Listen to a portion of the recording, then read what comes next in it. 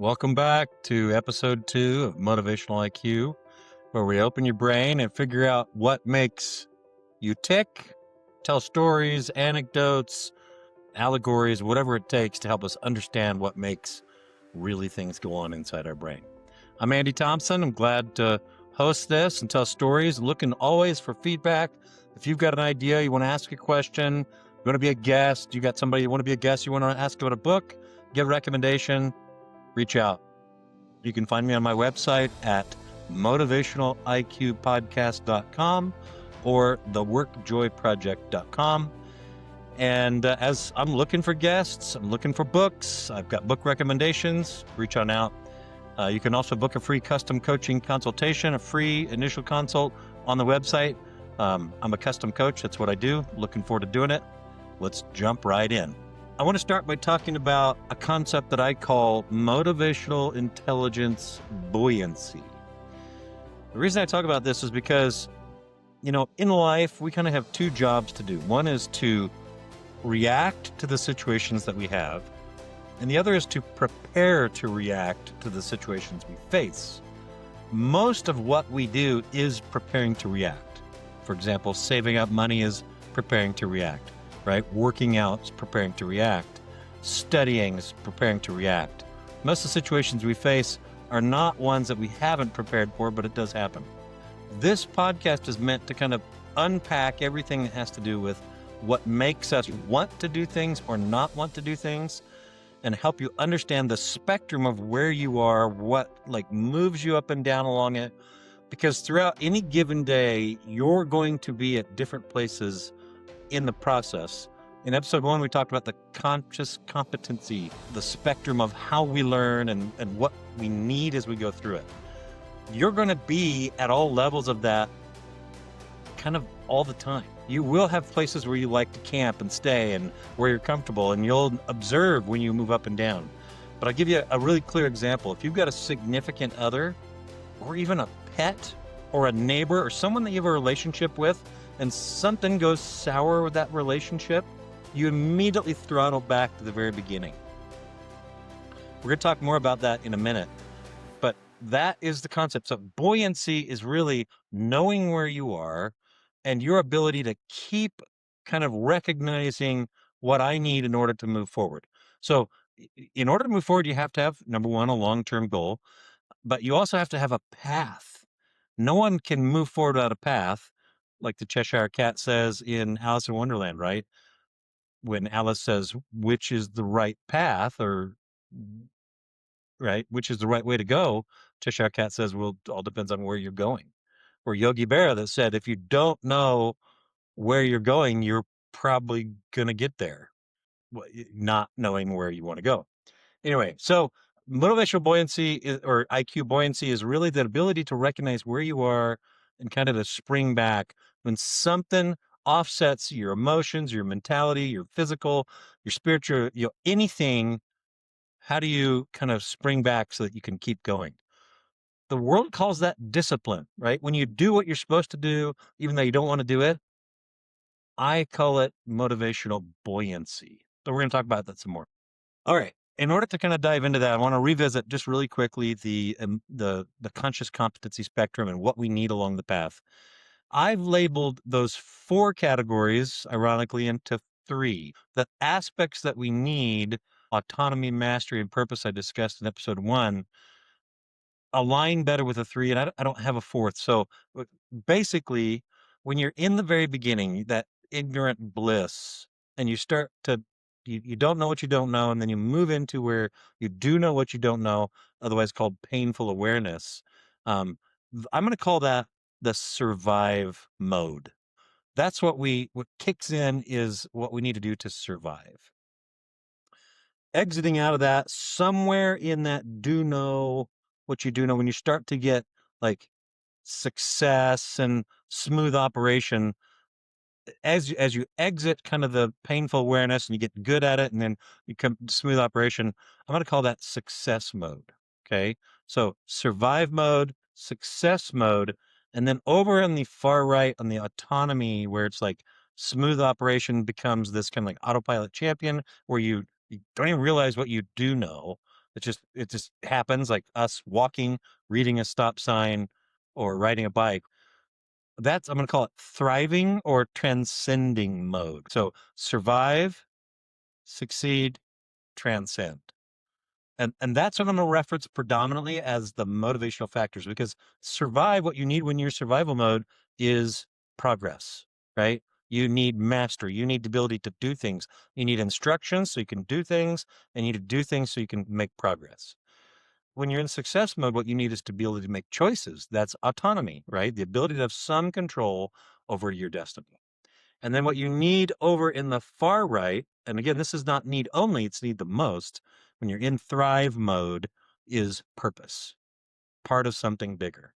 And we can talk about all sorts of very interesting stories, from Martin Luther King to the Wright brothers to Amelia Earhart to heroes from books and movies, about where they are, and you can watch them go, and it's super fun. But survive, succeed, transcend, or thrive.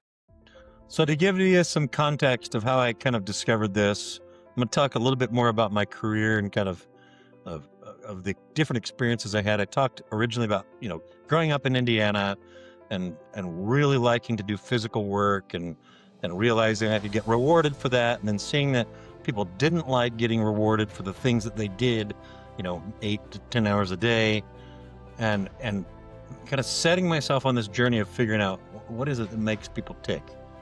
Well, when I was young, I was the caretaker, mower, really, of a cemetery. And I really enjoyed the progress of getting that cemetery mowed, not only making it look better, but we divided it into sections, and I'd get one section done, and then I'd go to the next section. Right? So there's this dopamine kind of filler of, completing piece by piece by piece, and then being done, and then getting a check for having done it. On a regular basis, this old, worn-out rider mower that I had as a teenager, that I had purchased from my older brother, who ran the cemetery for a while, would break down. And because it was before I was 16, my parents would drop me off with tools and the mower and everything, and there were no cell phones, so I'd have to walk like a quarter of a mile to the butcher shop nearby and ask if I could use a phone if I had to go home. But mostly they'd drop me off, and I'd stay for 4 or 5 hours. And so I'd have to fix things. So I'd have setbacks, right? A tree down, a stone down, the mower breaks, a belt breaks, right? Whatever it is, and overcome those. And I noticed pretty quickly that I would go through these cycles with regard to, like, my motivation to be there, but I could always hold on to what it was driving toward, which was, let's get this done, make it look good, and collect the check. Fast forward, I went to college, Brigham Young University, as a chemical engineering major coming out of high school. I really hated English. I hated social studies. I hated history. I love it now, which is weird. But I think the reason I didn't like it before is I hadn't matured into, like, why it would be valuable long term. Math, complete a problem, done, right? Physics, figure out the thing, done. So I started at BYU in chemical engineering and rapidly switched to physics as a major. And I think I did that for 2 or 3 years. But I remember the day when I kind of looked at myself and said, I don't want to do this for the rest of my life. I didn't have a long-term purpose. When we talk about kind of survive, succeed, transcend, I had thrust myself into the survival mode by realizing I was a fish out of water. And so then I started kind of taking inventory of what I liked, what I wanted to do. And at that point, all I wanted to do was graduate and go on and do business. I was started doing landscaping when I was in college with a friend, and we had a lot of fun, and we made good money, and I was enjoying it. So that was my goal. So I had spent 2 years as a missionary in South America, in Brazil, São Paulo, became fluent in Portuguese. And when I got back, I tested out of a lot of credits in Portuguese, because I had, I dug into learning and study as something I could do.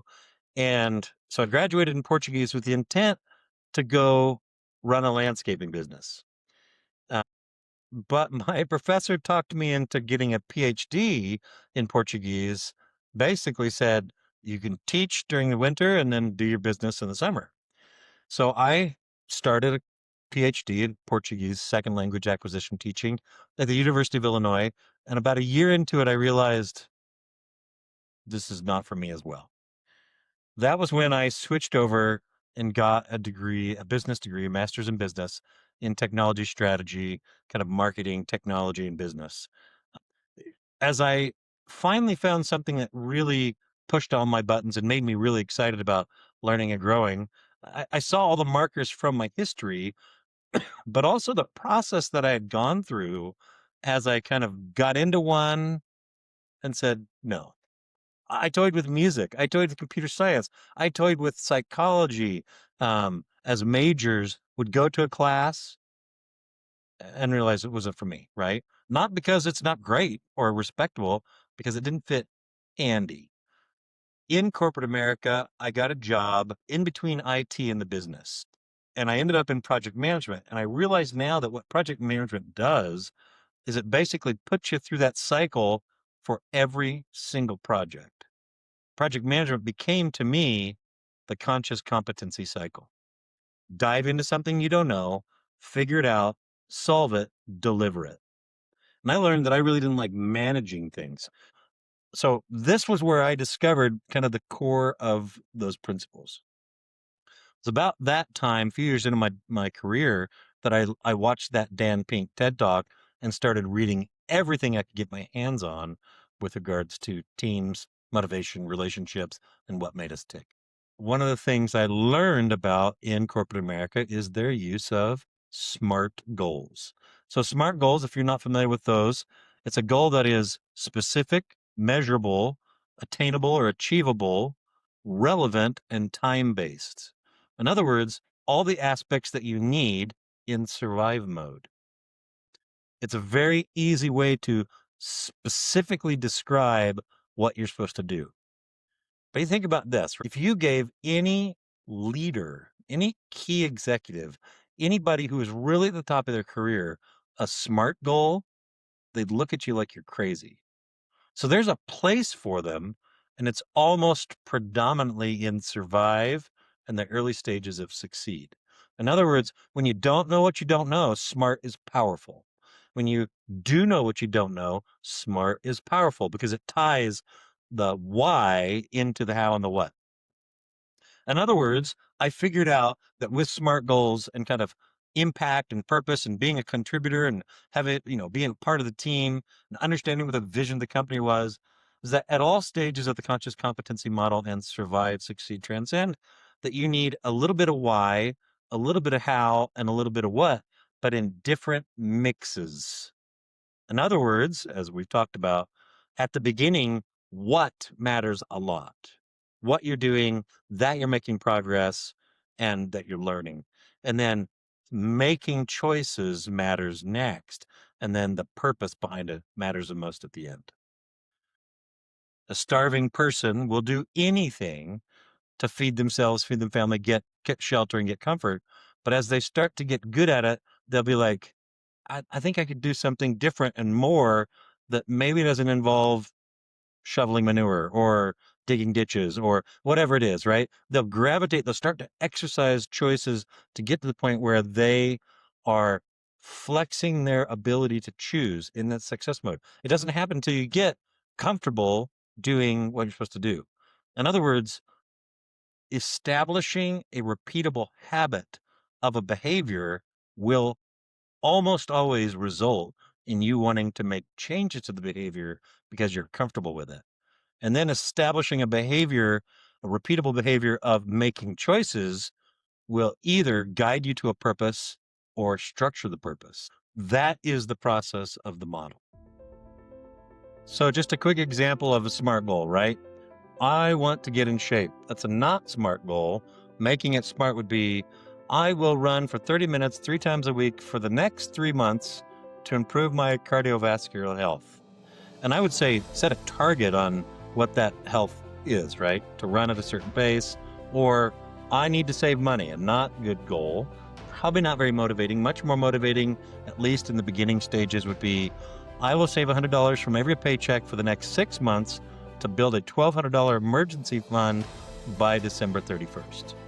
Again, you can see these are very useful when progress matters, right? When making like choices for a specific short-term goal help, but that why needs to figure in. And that's where Simon Sinek says, start with why and kind of things like that.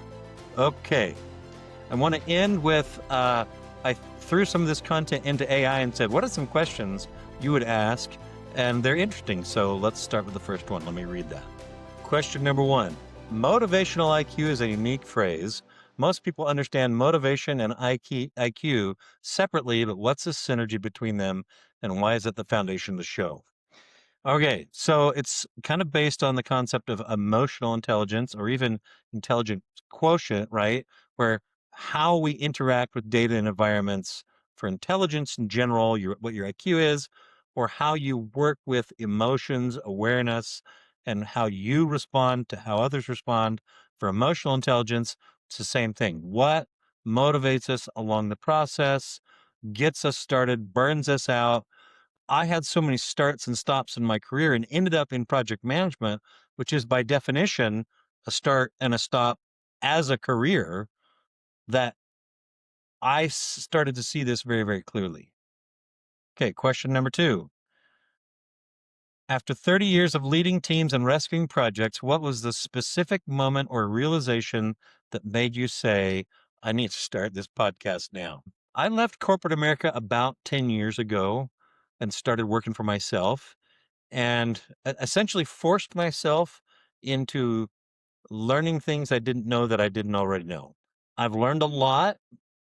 I've gone through a lot of different cycles and different things, started lots of little businesses, sold a couple little ones, learned more about the inner workings of a business, a small business, about sleepless nights for finances and cash flow. I was never focused on, I was always focused on financial performance for projects and teams, but not like livelihood. And so some really good insights there. What it made me think of most, the biggest aha moments, was looking back at my career and noticing what different managers, coworkers, teams that reported to me, executives, what they did or did not do that provided inspiration and motivation to get things done. Very interesting to see that, hey, this manager at this time did this, that resonated with these people, but not with these folks. So some of those big aha moments. As always, thank you for listening. If you're interested in learning more, go out to the website, motivationaliqpodcast.com, or the Work Joy Project. Feel free, leave a comment, ask a question, submit a recommendation for an interview, a guest, or a book to review, or a question. And feel free to book a free consult or ask me about custom coaching. If you like it, please share it. Please comment. Please like it. Please subscribe and show us that what's helping. And if there's something more that you're looking for, do not hesitate to recommend it. As always, stay engaged and keep trying and maintain that motivational IQ buoyancy. Thank you.